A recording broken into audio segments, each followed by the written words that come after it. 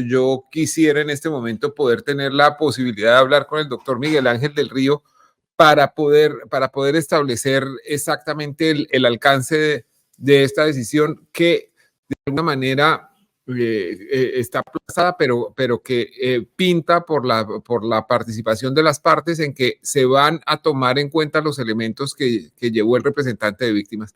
Doctor del Río, buenas tardes, ¿cómo está? Daniel, qué gusto saludarlo a usted y a su amable audiencia. Gracias por la invitación y gracias también por acompañar esta audiencia tan importante para nosotros. Doctor del Río, esta es una audiencia bastante particular porque era una preclusión en contra de una persona fallecida. En Colombia no se puede juzgar a las personas fallecidas, entonces pues no había más remedio que precluir, ¿verdad? Bueno, ahí hay un doble propósito, porque una cosa es la preclusión, es decir, una cosa es la continuación de la investigación en contra de Jorge Enrique Pizano y otra cosa es la preclusión de la investigación, es decir, que se archive la investigación. Son dos temas diferentes. A lo que nosotros le apostamos es a que la investigación continúe. Es evidente que Jorge Enrique Pizano no puede ser investigado por razones evidentes, es decir, en este caso la muerte. Lo que nosotros estamos estableciendo es que no se puede precluir la investigación en su totalidad precisamente por todos los elementos materiales probatorios, Daniel, que usted evidenció en su audiencia y que nosotros recopilamos. Ya, doctor del Río, hay un tema, yo quisiera saber en qué momento se armó este proceso. ¿Cómo el doctor Jorge Enrique Pizano, que falleció el 8 de noviembre del año 2018, si no estoy mal, terminó siendo procesado póstumamente por la muerte de su hijo que falleció 3 días después de tomar cianuro? ¿Cómo puede ser eso posible? No, pero además a eso, Daniel, súmele algo todavía mucho más exótico por parte de la Fiscalía, que dentro de la teoría de ellos, el mismo día, Jorge Enrique Pizano tenía pensado acabar con su vida, pero le ganó un infarto, que es otra cosa absurda, casi que el ejercicio del absurdo de Samuel Beckett. Pero aquí el punto, ¿cuál es? El punto es que dentro de, como la Fiscalía quiere cerrar esta investigación, la tarea fácil, es decir, el único sospechoso de la muerte de Alejandro es su padre, porque como su padre quería matarse, dejó organizado el líquido fatal en la botella y finalmente le dio un infarto, murió y su hijo Alejandro se lo tomó. Investigación cerrada, se acabó el caso. Esa es precisamente la actuación. Pero aquí entonces, como se han dejado de advertir ciertos elementos materiales probatorios, pues estamos de acuerdo en que no se siga investigando a Jorge Enrique Pizano. Es un absurdo que se investiga a su padre por la muerte de su hijo. Además, el daño emocional para la familia de establecer que además de ver que sus dos familiares murieron, su padre se ha investigado por la muerte de su hijo. Una cosa sin sentido. Entonces, sí, que no se siga la investigación en contra de Jorge Enrique Pizano, pero por lo menos que se siga la investigación. A eso es a lo que le apostamos. Por las dos muertes. Por la muerte entonces, Pizano el hecho hoy, por ejemplo, sí, en marzo, que me pareció muy lejana la audiencia, entre otras cosas, pensé que el juez hoy iba a decidir hoy mismo, pero en la eventualidad de que quede negada la solicitud de preclusión, nos vamos inmediatamente a la solicitud de desarchivo. Recuerde que el asesinato o la muerte de Jorge Enrique Pizano está archivada. Entonces sería negada la preclusión, se continúa la investigación y se solicita el desarchivo. De hecho, es el mismo fiscal para los dos casos, lo cual por economía procesal es muy bueno. Además que yo lo vi que se sintió bastante lastimado hoy con todas las intervenciones que sacamos nosotros. Sí, además varias cosas, doctor del Río, si usted nos ayuda a recordar y a ponerlas en orden brevemente. Usted tuvo una intervención que se extendió pues a lo largo de todo el día, muy detallada, pero quisiera como hacer un pequeño resumen puntual de hechos. El primero de esos hechos es que el Instituto de Medicina Legal, dependiente de la Fiscalía, y en esto no hay que olvidar que el fiscal general de la Nación para el momento de los hechos era Néstor Humberto Martínez, que además era una de las personas más comprometidas en las grabaciones y en las denuncias del doctor Pisano, ¿correcto? Correcto. Y que se llevó el iPad de Jorge Enrique Pisano sin protocolo de seguridad ni de cadena de custodia, ¿no? O sea, se lo llevó. ¿Y qué pasó con ese iPad? Él lo devolvió el mismo día. Nosotros lo tenemos en nuestro poder, en nuestra cadena de custodia, pero eso significa que, y lo aviso aquí dentro de su programa, lo advertí en la audiencia, instauraremos una denuncia en contra de Néstor Humberto Martínez ante la comisión de, iba a decir de absoluciones, pero digamos de acusaciones. Porque para el momento de los hechos, Néstor Humberto Martínez era fiscal general de la Nación por los delitos de alteración y destrucción de evidencia probatoria. Pero además, en una inspección judicial realizada unos días después de la muerte del ingeniero Pisano, funcionarios de la fiscalía se llevaron su teléfono celular. Se lo llevaron. ¿Y cuántos días lo tuvieron, doctor del Río? Desde el 18, que se hizo la entrega voluntaria por parte del equipo, hasta el 23. Es decir, estuvieron 5 días con esos equipos celulares. Los devolvieron.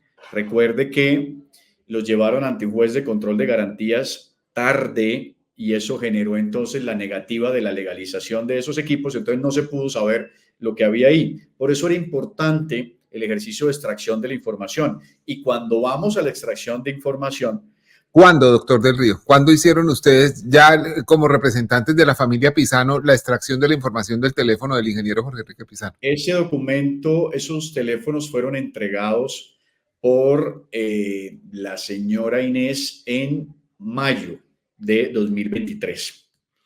Y entonces nosotros lo que hicimos fue la inspección a el iPhone y la inspección al iPad, que nos dieron los resultados con relación al iPad un poco antes de la primera audiencia, los primeros días de septiembre, y el resultado del iPhone nos los dieron finalmente hace 2 semanas. Pero súmele a una cosa adicional, Daniel, que se le olvidó al principio, y es el tema médico, que es importantísimo, porque la teoría de la fiscalía es que ese señor fallece de muerte natural y que no tenía entonces cianuro en su cuerpo, pero eso no lo dice el informe. El informe lo que dice es que fue imposible detectar la presencia de cianuro porque los tejidos en formol no permiten establecer el rastro de cianuro. Es decir, que nunca la fiscalía pudo establecer si había sido envenenado o dentro de su cuerpo había cianuro. El doctor Valdés, el director de medicina legal en esa época, renunció en medio de grandes cuestionamientos sobre el caso Pisano. Entre otras cosas, el doctor Valdés en algún momento dijo que habían encontrado un rastro de sangre en una toalla y que esa sangre era tenía el ADN de Jorge Enrique Pisano y que en esa sangre no había cianuro y que esa era la prueba. Después, esto empezó a erosionarse como prueba porque primero no había sangre, sino saliva. Segundo, decía que no había cianuro en la saliva y que eso era la prueba reina y resulta que no se sabe el momento en que ese fluido llegó a la toalla, si fue antes, si fue el mismo día. Entonces hubo una conclusión apresurada. Pareciera que en la fiscalía de la época había cierto afán porque el examen forense determinara de manera rápida que la muerte del doctor Pisano había sido por causas naturales. Y eso ocasionó toda la alteración de toda la evidencia probatoria, Daniel, toda esa necesidad y toda esa presión por dar resultados rápidos, con la dirección hacia un objetivo, porque ellos no querían investigar integralmente con rapidez, querían investigar rápidamente su propia teoría del caso. Y su propia teoría del caso era que este señor había fallecido de muerte natural y que no había pasado nada y que no había necesidad de evaluar entonces los elementos materiales de prueba, porque fíjese que la muerte natural daba al traste con cualquier otra investigación. Ya no había necesidad ni de verificar los deberes de las cámaras de la casa, ni verificar los teléfonos celulares, ni verificar los iPads. Es decir, era el escenario perfecto. Y por eso, finalmente, cuando Néstor Humberto Martínez se da cuenta que Inés tiene en su poder un iPad que no ha sido entregado a la fiscalía, es cuando lo pide para evaluar entonces qué había ahí, seguramente, porque más allá de que solamente se lo haya llevado para su casa y lo haya tenido guardado en sus carros personales, la única realidad es que se llevó elementos materiales de prueba que debían estar en cadena de custodia y con protocolos establecidos y no se hizo. Y adicional a lo anterior, ese evento de la toalla nace, Daniel, de una declaración, entre otras cosas, que yo traté de poner en entredicho de una de las personas que trabajaba en la finca, la señora Lady Viviana Navarro, de lo cual no sabemos ni los antecedentes. Es que la fiscalía dice, que ese es otro absurdo de la teoría, dice, es que todas estas personas que trabajaban en la finca eran gente de confianza de Jorge Enrique y no querían hacerle daño. No, no, eso es cierto. De 5 personas, 3 las acababa de conocer Jorge Enrique Pizano hacía 4 meses. Entonces no eran de confianza. Eran personas que venían a través de un vecino, pero que él no las conocía, que tenían acceso directo finalmente a la casa, que tenían las llaves de la casa y que esa finca no era tampoco el búnker inexpugnable que la Fiscalía en la audiencia del 29 de septiembre trató de establecer que nadie podía entrar cuando nos dimos cuenta que habían simplemente unos alambres de púa donde hasta un niño podía volarse la cerca. Entonces, toda la argumentación de la Fiscalía estaba bastante precaria y yo creo que finalmente el juez de conocimiento tendrá que decretar la no preclusión de la investigación hacia adelante. Otro de los argumentos, doctor Del Río, que me llamó poderosamente la atención es que a partir de la botella fatal, de la botella que le causó la muerte al doctor Alejandro Pizano, pues el contenido de la botella que le causó la muerte al doctor Alejandro Pizano, que era cianuro, concluyeron que por ese código de barras quedaba claro que era una botella que había comprado su padre, el ingeniero Jorge Enrique Pizano, en una tienda de uno en cercanías de la finca de Subachoque. ¿Qué encontró usted con la investigación que adelantó para la familia? Sí, era un argumento, una conclusión sofística la de la Fiscalía, además hasta bien construida. Decía que en un análisis que hace la Fiscalía y en un derecho de petición, establece la pregunta equivocada. Dice, establecer si el código de barras de la botella que tiene el líquido fatal fue comprada en el D1 de Subachoque. Y el D1 le responde, sí, ese código de barras corresponde a las botellas D1 de este establecimiento. Sin embargo, lo que nosotros pudimos descubrir, Daniel, que yo se lo comentaba, era que el código de barras de esas botellas no indica el lugar donde son expendidas, es decir, la tienda donde se expende ese producto, sino que el código de barras corresponde al producto. Significa eso que ese código de barras establece que la botella marca Omni puede ser vendida en cualquier espacio de expendio en el país, llámese D1, Carulla, Olímpica, cualquiera de esos lugares que vendan botellas de agua Omni tienen el mismo código de barra. Entonces, evidentemente había que advertirle al juez de conocimiento que esa conclusión a la que había llegado la Fiscalía no era cierta, porque ese código de barras, si bien pertenece al D1 de Subachoque, también a todas las tiendas D1 en el país. Y usted con su equipo compró botellas en diferentes partes del país y se dio cuenta que el código de barras era el mismo. Claro, lo que hicimos fue con el equipo de nosotros que entonces dijimos, hagamos el ejercicio, a ver cómo funciona. Y entonces descubrimos precisamente, uno del equipo investigador entonces compró una botella en el norte de Bogotá, otro compró una botella al sur de Bogotá, otro compró una botella al oeste y finalmente las 3 botellas tenían el mismo código de barra.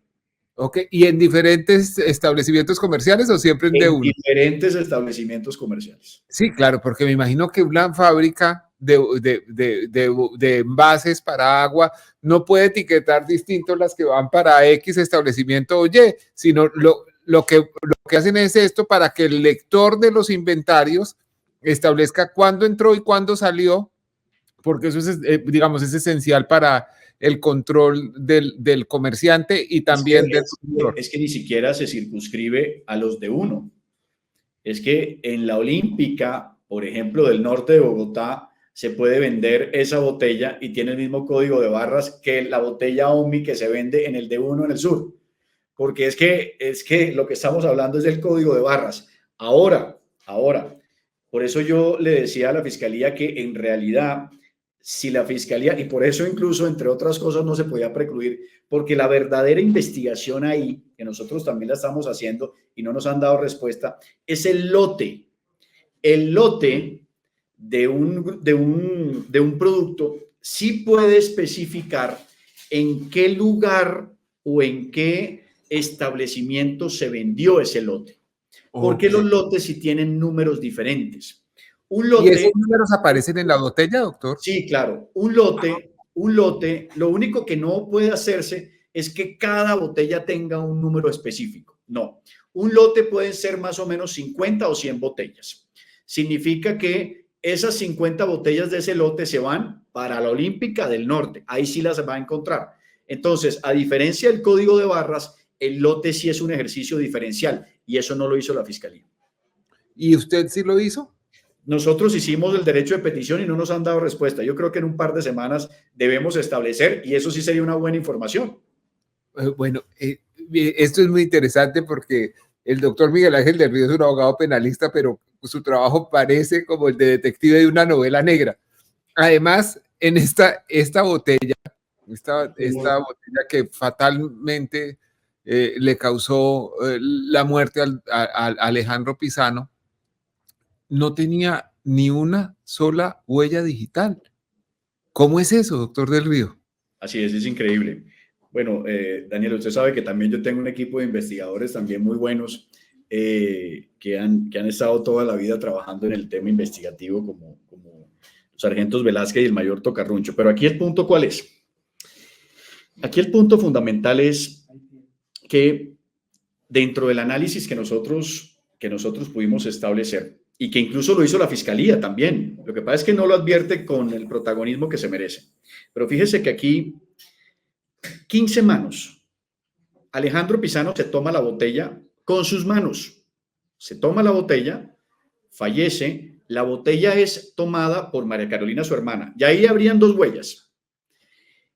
María Carolina va con la botella y con su hermano hacia el centro del hospital. Llega muerto Alejandro. Ahí se le entrega la botella a un primer respondiente, tercera mano. Y entonces significaría que al final el dictamen del informe forense establecería que hay 3 huellas en la botella. Eso sería la lógica. Sin embargo, ahí no quedó el asunto. Después de esa tercera mano, pasó por 15 funcionarios adicionales, cada uno con sus respectivas funciones, que uno quería establecer el color, el peso de la botella, el nivel de cianuro, la línea de trazabilidad de una con otra. Y finalmente, entonces, cuando llega al perito lofoscópico que tiene que dar el resultado, es cuando se advierte que no hay huellas. Pero más allá de eso, que es no solamente irregular, sino criminal, lo peor de todo es la declaración de ese perito lofoscópico, porque él dice que él no sabe qué pasó y que una de las causas pueden ser que se limpió la botella. Es decir, es la aceptación de una conducta punible. Es un delito que se llama destrucción de evidencia probatoria. Y ni siquiera la Fiscalía General de la Nación, con esa declaración de ese funcionario del año 2018, compulsó copias para investigarlo. Esa es nuestra gran molestia, porque si se limpió la botella, Daniel, que es la teoría que nosotros tenemos, significa que a la Fiscalía le interesaba borrar el rastro de alguien, que apareciera entonces en esa botella o que no quedara rastro de ninguno, precisamente para generar lo que estábamos viviendo desde hace unos meses y unos años, y es que esta investigación se cerrara.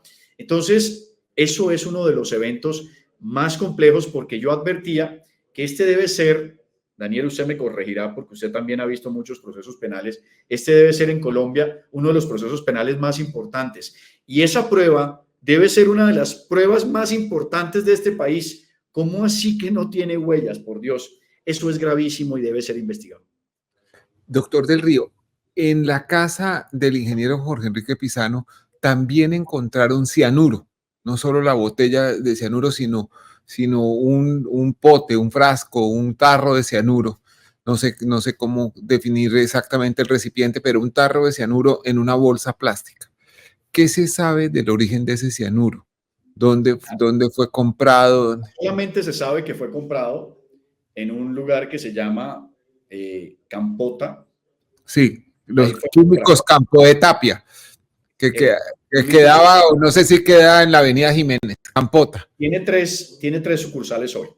Ah, ok. Y entonces un informe estableció, nosotros también hicimos el recorrido, el informe estableció que no se puede establecer que el señor Jorge Enrique Pizano haya comprado en algún momento ahí.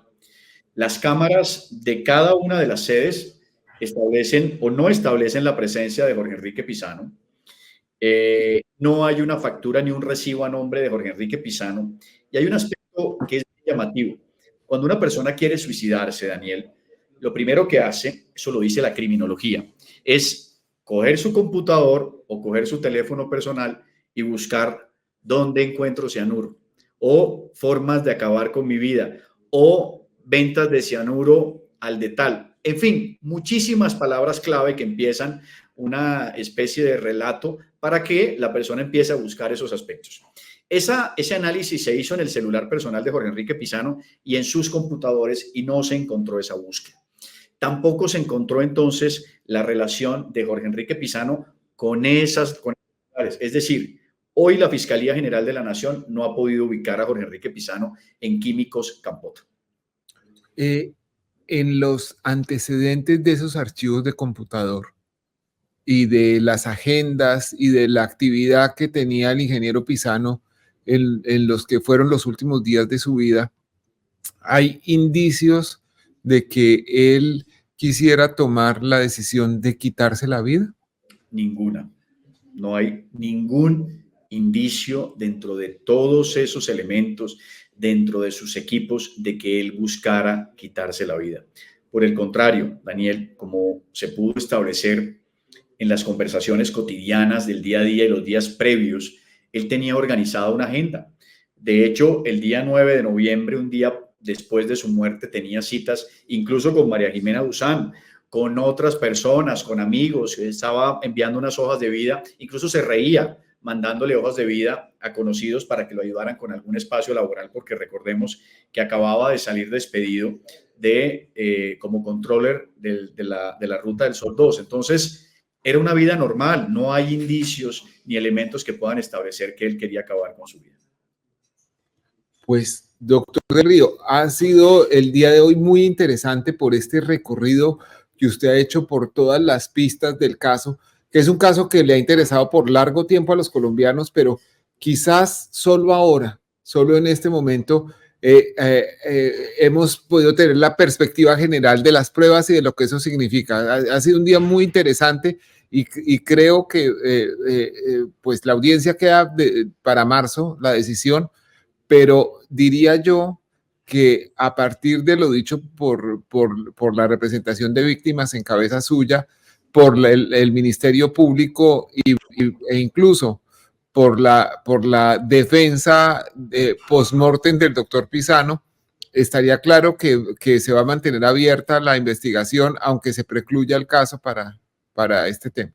Sí, yo también tengo la misma percepción, Daniel. Creo que están dados los elementos para continuar esta investigación y para que se desarchive la otra investigación con relación a la muerte de Jorge Enrique Pizano. Creo que es lo justo para la familia que lleva muchísimos años pidiendo justicia, Daniel, y creo que es un triunfo legítimo para ellos.